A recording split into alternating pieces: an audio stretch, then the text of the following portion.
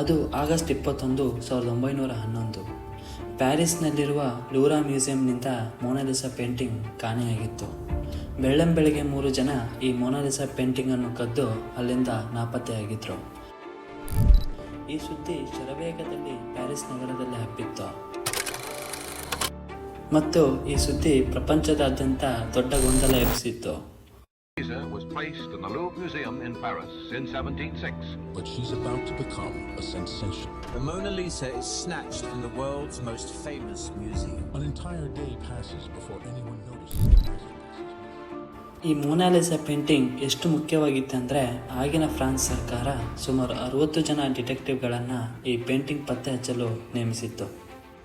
ಈ ಪೇಂಟಿಂಗ್ನ ಬೆಲೆ ಸುಮಾರು $1 ಬಿಲಿಯನ್, ಅಂದರೆ 7,500 ಕೋಟಿ ರೂಪಾಯಿಗಳಷ್ಟು. ಈ ಮೊನಾಲಿಸಾ ಪೇಂಟಿಂಗ್ ಯಾಕೆ ಇಷ್ಟು ಬೆಲೆ? ಏನು ಈ ಮೊನಾಲಿಸಾ ಪೇಂಟಿಂಗ್ನ ವಿಶೇಷತೆ? ಯಾವ ರಹಸ್ಯ ಇದನ್ನು ಇಷ್ಟು ಜನಪ್ರಿಯ ಮಾಡಿದೆ ಅನ್ನೋದನ್ನು ಈ ವಿಡಿಯೋದಲ್ಲಿ ನೋಡ್ಕೊಂಬರೋಣ ಬನ್ನಿ.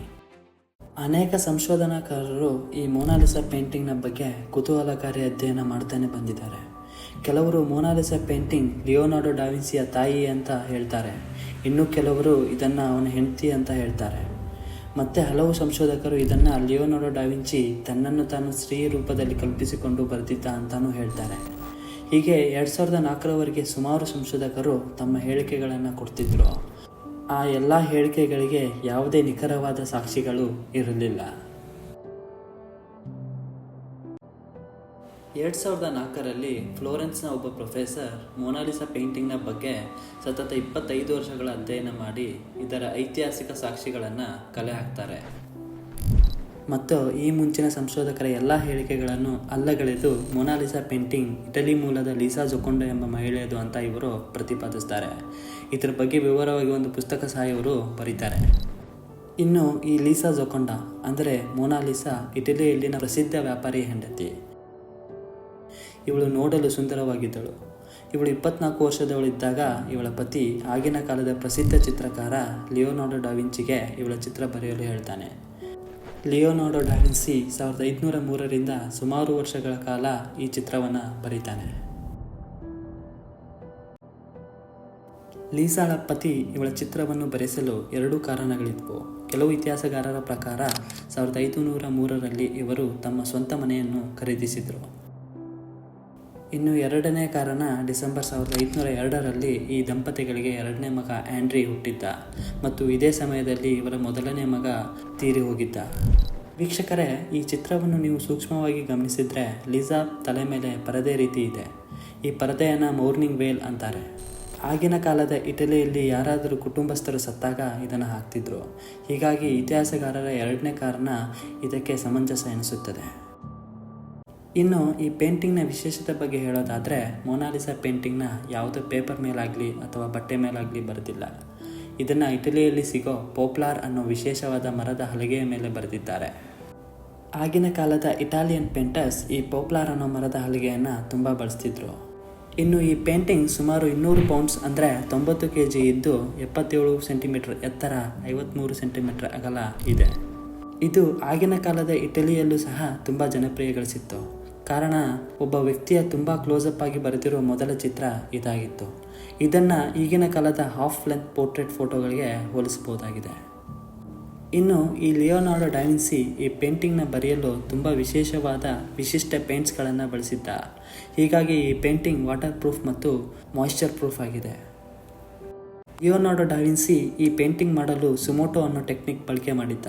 ಈ ಟೆಕ್ನಿಕ್ನಲ್ಲಿ ಚಿತ್ರ ಬರೆಯಲು ಬೇಕಾದ ಎಲ್ಲ ಸೂಕ್ಷ್ಮ ವಿಚಾರಗಳನ್ನು ವಿಶೇಷವಾದ ಗಮನ ಇಟ್ಟು ಬರೆಯಲಾಗುತ್ತೆ. ಉದಾಹರಣೆಗೆ ಈ ಪೇಂಟಿಂಗ್ನಲ್ಲಿ ಇರುವ ಸ್ಥಳ ಇಟಲಿಯ ಆರ್ನೋ ವ್ಯಾಲಿ. ಇದನ್ನು ಲಿಯೋನಾರ್ಡೋ ಡಾವಿನ್ಸಿ ಅಷ್ಟು ನಿಖರವಾಗಿ ಚಿತ್ರೀಕರಿಸಿದ್ದಾನೆ. ಈ ಲಿಯೋನಾರ್ಡೋ ಡಾವಿನ್ಸಿ ಮೊನಾಲಿಸಾ ಪೇಂಟಿಂಗನ್ನು ಬರೆಯಲು 4 ವರ್ಷಗಳನ್ನು ತೆಗೆದುಕೊಂಡಿದ್ದ. ಆದರೆ ಆ ಮೊನಾಲಿಸಾ ನಗುವನ್ನು ಬರೆಯಲು ಅವನು ಸುಮಾರು ವರ್ಷಗಳನ್ನೇ ತೆಗೆದುಕೊಂಡ. ಅವನ ಜೀವಿತಾವಧಿ ಇರುವವರೆಗೂ ಈ ಪೇಂಟಿಂಗನ್ನು ಬಿಡಿಸಿದ್ರೂ ಅದನ್ನು ಅವನು ಮುಗಿಸಲು ಆಗಲಿಲ್ಲ. ಮೊನಾಲಿಸಾ ನಗುವನ್ನು ಚಿತ್ರೀಕರಿಸುವಾಗ ಡಾವಿನ್ಸಿ ಇಟಲಿಯ ಆಸ್ಪತ್ರೆಯೊಂದರ ಶವಾಗಾರದಲ್ಲಿ ಸಮಯ ಕಳೆದು ಮುಖದ ಮಾಂಸಖಂಡಗಳನ್ನು ಅಧ್ಯಯನ ಮಾಡಿದ್ದ ಅಂತ ಹೇಳಲಾಗುತ್ತೆ. ಹಾಗಾಗಿ ಮೊನಾಲಿಸಾ ಪೇಂಟಿಂಗ್ನಲ್ಲಿ ಈ ನಗುವೆ ವಿಶೇಷವಾಗಿದೆ.